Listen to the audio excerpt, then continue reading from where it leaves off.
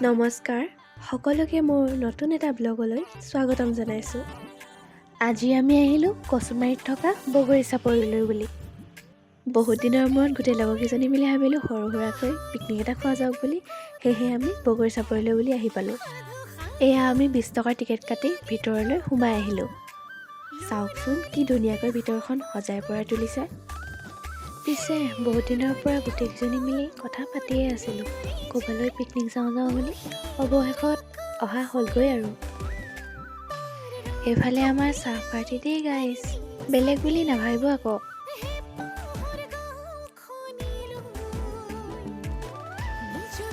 এইফালে চাহৰ লগত খাবলৈ লগৰজনীয়ে ঘৰৰ পৰা আলু পৰঠা বনাই লৈ আহিছিলে।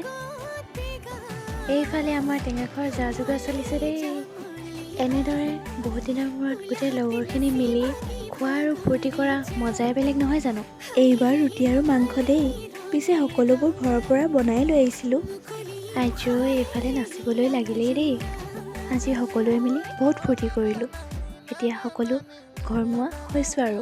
আজিৰ ভিডিঅ'টি ইমানখিনিয়ে। সকলোৱে যদি চাই ভাল পালে like, comment, share and subscribe কৰিবলৈ একেবাৰে নাপাহৰিব। বাই।